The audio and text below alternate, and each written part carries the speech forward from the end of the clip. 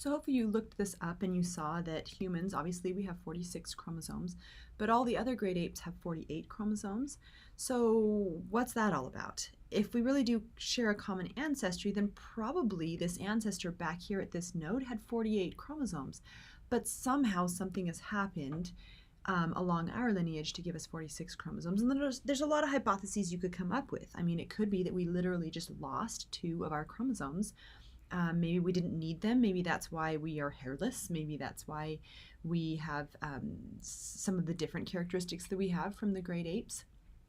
It could also be that we didn't actually lose genetic information, but maybe just some of the chromosomes kind of joined together so that instead of 2, we now have 1 larger chromosome, and so we still have the same genetic information, but we have 2 less.